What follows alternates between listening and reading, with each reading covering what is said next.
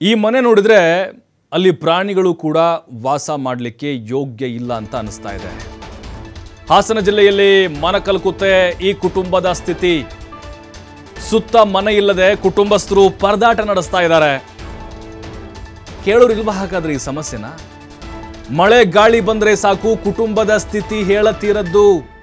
ಅನುಭವಿಸಿದವರಿಗೆ ಮಾತ್ರ ಗೊತ್ತು ಅದರ ಸಂಕಟ ನೋವು. ಟಾರ್ಪಲ್ ಕಟ್ಕೊಂಡು ಚಿಕ್ಕ ಮಕ್ಕಳು ವೃದ್ಧರೊಂದಿಗೆ ವಾಸ ಮಾಡ್ತಾ ಇದ್ದಾರೆ. ಈ ಕುಟುಂಬಕ್ಕೆ ರೇಷನ್ ಕಾರ್ಡ್ ಕೂಡ ಇಲ್ಲ. ನೋಡಿ ಎಂತಿಂಥವ್ರು ರೇಷನ್ ಕಾರ್ಡ್ ತೆಗೆದುಕೊಳ್ತಾ ಇದ್ದಾರೆ. ಫಲಾನುಭವಿಗಳಲ್ಲದೆ ಇರೋರು. ಸೂಕ್ತ ರಸ್ತೆ ಇಲ್ಲದೆ ಮಕ್ಕಳು ಕೆಸರಲ್ಲಿ ನಡೆದುಕೊಂಡು ಹೋಗುವಂತಹ ಸ್ಥಿತಿ ನಿರ್ಮಾಣ ಆಗಿದೆ. ಸಕಲೇಶಪುರ ತಾಲೂಕಿನ ಬೊಮ್ಮನಕೆರೆ ಗ್ರಾಮದ ದೃಶ್ಯ ಇದು. ಏನಪ್ಪ ಈಗಿನ ಕಾಲದಲ್ಲಿ ಹಿಂಗೆ ಬದುಕ್ತಾ ಇದ್ದಾರೆ ಇವರು ಅಂತ ಅನಿಸುತ್ತೆ. ಶೋಭಾ ಹಾಗೂ ವೆಂಕಟೇಶ್ ಕುಟುಂಬದ ಸಮಸ್ಯೆಯನ್ನ ಕೇಳೋರಿಲ್ಲ, ಇಲ್ಲಿವರೆಗೂ ಯಾರೂ ಕೇಳಿಲ್ಲ. ಕೇಳಿದ್ರೆ ಇಂಥ ಪರಿಸ್ಥಿತಿಯಲ್ಲಿ ಅವ್ರು ಬದುಕ್ತಾ ಇರಲಿಲ್ಲ. ನೋಡಿ, ನೀವು ದೃಶ್ಯದಲ್ಲಿ ನೋಡಿದ್ರೆ ಗೊತ್ತಾಗುತ್ತೆ. ಟಾರ್ಪಲ್ ಅದು, ಗೋಡೆ ಅಲ್ಲ, ಅದು ಕಟ್ಟಿಗೆಗಳನ್ನು ಹಾಕಿ ಟಾರ್ಪಲ್ ಕಟ್ಕೊಂಡು ಜೀವನ ಮಾಡುವಂಥ ಒಂದು ಪರಿಸ್ಥಿತಿ ನೋಡಿ ಯಾವ ರೀತಿ. ಅದು ವೃದ್ಧ ದಂಪತಿ ಕೂಡ ಇದ್ದಾರೆ, ಅಲ್ಲಿ ಸಣ್ಣ ಸಣ್ಣ ಮಕ್ಕಳಿದ್ದಾರೆ.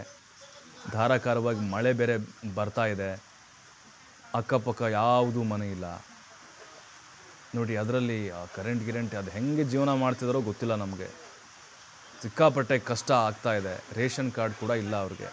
ಸ್ವಂತ ಮನೆ ಬೇಕೀಗ ಅವ್ರಿಗೆ. ಮನೆ ಕಟ್ಸ್ಕೊಡ್ಲಿಕ್ಕೆ ಪಂಚಾಯತಿಯವರು ಕೂಡ ಮುಂದಾಗ್ತಾ ಇಲ್ಲ. TV5 ಅವರ ಒಂದು ಸಮಸ್ಯೆಯನ್ನು ನಿಮ್ಮ ಮುಂದೆ ಇಡ್ತಾ ಇದ್ದೀವಿ ನಾವು. ಅವರಿಗೆ ಪರಿಹಾರ ಕೊಡಿಸುವಂಥ ಪ್ರಯತ್ನ ಕೂಡ ಆಗುತ್ತೆ. ಅಂದರೆ ಜನಪ್ರತಿನಿಧಿಗಳು, ಅಧಿಕಾರಿಗಳು ಎಚ್ಚೆತ್ತುಕೊಳ್ಬೇಕು. ಅಧಿಕಾರಿಗಳು ಒಂದು ವಿಸಿಟ್ ಮಾಡಿ, ಅಲ್ಲಿ ಅವ್ರ ಪರಿಸ್ಥಿತಿ ನೋಡಿ, ಒಂದು ರಿಪೋರ್ಟ್ ರೆಡಿ ಮಾಡಿ. ಏನು ಸಮಸ್ಯೆ ಆಗಿದೆ, ಎಷ್ಟು ವರ್ಷಗಳಿಂದ, ಅವರಿಗೆ ವ್ಯವಸ್ಥೆ ಮಾಡ್ಬೋದಾ ನೋಡಿ. ಆ ಸಣ್ಣ ಗೂಡಲ್ಲೇ ಹೇಗೆ ಬದುಕ್ತಾ ಇದ್ದಾರೋ.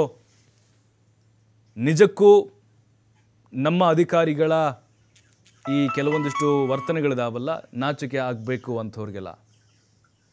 ಎಂತಿಂಥವ್ರಿಗೋ ಮನೆ ಗ್ರ್ಯಾಂಟ್ಗಳನ್ನು ಸ್ಯಾಕ್ಷನ್ ಮಾಡ್ತಾರೆ ಇವರು. ಕೋಟಿ ದುಡ್ಡಿದ್ದವರಿಗೆ 10 ಎಕರೆ ಜಮೀನು ಇದ್ದವ್ರಿಗೆ ಸರ್ಕಾರದಿಂದ ಸೌಲಭ್ಯ ಸಿಗುತ್ತೆ. ಆದರೆ ಇಂಥವ್ರಿಗಿಲ್ಲ.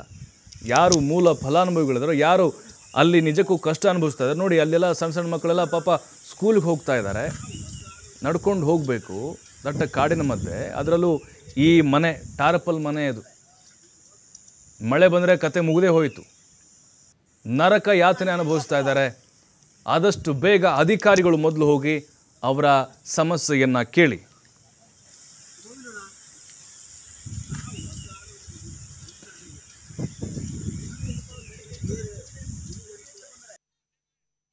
ಶೋಭಾ ವೆಂಕಟೇಶ್ ಇವರಿಗೆ 3 ಮಕ್ಕಳು, ಇವ್ರ ಅಮ್ಮ ಇದ್ದಾರೆ. ಇವರ ಪರಿಸ್ಥಿತಿ ತುಂಬಾ ಕಷ್ಟ ಇದೆ. ಚಿಕ್ಕ ಮಕ್ಕಳು ಗೌರ್ಮೆಂಟ್ ಸ್ಕೂಲಲ್ಲಿ ಓದ್ತಿದ್ದಾರೆ. ಇವರಿಗೆ ಓದಕ್ಕೂ ತುಂಬಾ ಕಷ್ಟ ಆಗಿದೆ. ಮನೆ ಅಂತೂ ತೋರಿಸ್ತಾ ಇದೀವಿ. ಮನೆ ಪರಿಸ್ಥಿತಿ ಚಿಂತಾಜನಕ ಆಗಿದೆ. ಇದ್ರ ಬಗ್ಗೆ ಆದಷ್ಟು ಬೇಗ ಗಮನ ಹರಿಸಿ ಶಾಸಕರು, ಗ್ರಾಮ ಪಂಚಾಯತಿ ಮೆಂಬರ್ಗಳಾಗ್ಬೋದು. ಸ್ವಲ್ಪ ದಿನದಿಂದ ಮನೆ ಬಿದ್ದೋಯ್ತು. ಅದ್ರ ಮೇಲೆ ನಾವು ಈ ವಾಸದಲ್ಲಿ ಆಗಿಂದ ಇದ್ದೀವಿ.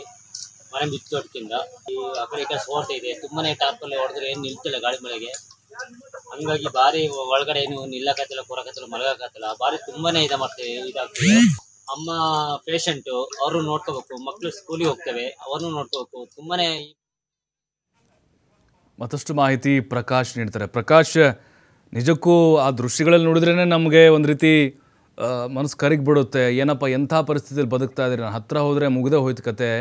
ಅಂದರೆ ಇಂಥ ಪರಿಸ್ಥಿತಿಯಲ್ಲಿ ಇಷ್ಟು ವರ್ಷಗಳಿಂದ ಬದುಕ್ತಾ ಇದ್ದಾರಲ್ಲ, ಯಾರು ಬಂದೇ ಇಲ್ಲ ಮುಂದೆ ಸಮಸ್ಯೆನ ಕೇಳೋಕೆ ಅಂಥೇಳಿ. ಪ್ರಭು, ಹಾಸನ ಜಿಲ್ಲೆ ಸಕಲೇಶಪುರ ತಾಲೂಕಿನ ಬೊಮ್ಮನಕೆರೆ ಗ್ರಾಮದ ವೆಂಕಟೇಶ್ ಮತ್ತೆ ಶೋಭಾ ಏನಿದ್ದಾರೆ, ಆ ದಂಪತಿಯ ಗೋಳು ಕೂಡ ಇದಾಗಿದೆ ಅನ್ನುವ ಮಾತುಗಳು ಕೇಳಿ ಬರ್ತಾ ಇರುವಂತದ್ದು ಒಂದೇ ಒಂದು ಮನೆ. ಅದರಲ್ಲಿ ಸುಮಾರು 5 ಜನ ವಾಸ ಇದ್ದಾರೆ. 2 ಪುಟ್ಟ ಮಕ್ಕಳು ಸೇರಿದಂತೆ ವೃದ್ಧ ತಂದೆ ತಾಯಿಗಳು ಕೂಡ ಅದರಲ್ಲಿ ವಾಸ ಇದ್ದಾರೆ ಅನ್ನುವ ಮಾಹಿತಿ ಲಭ್ಯವಾಗಿರ್ತಕ್ಕಂಥದ್ದು. ಸಾಕಷ್ಟು ಮಳೆ ಆಗ್ತಾ ಇದೆ.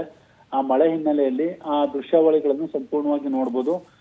ಏನು ಆ ಮನೆಗೆ ಟಾರ್ಪಲ್ ಹೊದಿಸುವ ಮುಖಾಂತರ ಅಲ್ಲಿ ಜೀವನ ನಡೆಸುವಂತಹ ಪರಿಸ್ಥಿತಿ ಎದುರಾಗಿದೆ. ಅವ್ರಿಗೆ ವೋಟ್ ಹಾಕುವಂತಹ ಎಲ್ಲಾ ಸೌಲಭ್ಯವನ್ನು ಕೂಡ ಮಾಡಿಕೊಟ್ಟಿದ್ದಾರೆ. ಅವ್ರ ಹತ್ರ ವೋಟರ್ ID ಕಾರ್ಡ್ ಇದೆ. ಆದ್ರೆ ಒಂದೇನು ಅಂತ ಅಂದ್ರೆ ಅವ್ರ ಹತ್ರ ರೇಷನ್ ಕಾರ್ಡ್ ಇಲ್ಲ.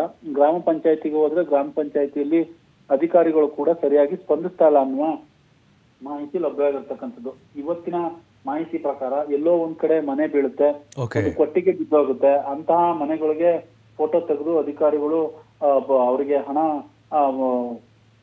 ಕೊಡುವಂತಹ ಕೆಲಸ ಮಾಡ್ತಾರೆ. ಆದ್ರೆ ಇಲ್ಲಿನ ವಸ್ತುಸ್ಥಿತಿ ನೋಡಿದಾಗ ಇಂಥವ್ರಿಗೆ ಆಕ್ಚುಲಿ ಮನೆ ಕೊಡ್ಬೇಕಾಗುತ್ತೆ, ಇಂಥವ್ರಿಗೆ ಒಂದು ಜಾಗವನ್ನು ಕೂಡ ಕೊಡ್ಬೇಕಾಗುತ್ತೆ. ಇದು ನಿಜವಾಗ್ಲೂ ಒಂದ್ ರೀತಿ ದಯನೀಯ ಪರಿಸ್ಥಿತಿ ಅಂತಾನೆ ಹೇಳ್ಬೋದು. ಹಾಗಾಗಿ ಆ ಕುಟುಂಬದವರು ಈ ರೀತಿಯಾದಂತಹ ವಿಡಿಯೋ ಮಾಡಿ ವಾಟ್ಸ್ಆಪ್ ಮುಖಾಂತರ ಬಿಟ್ಟಿರುವಂತದ್ದು.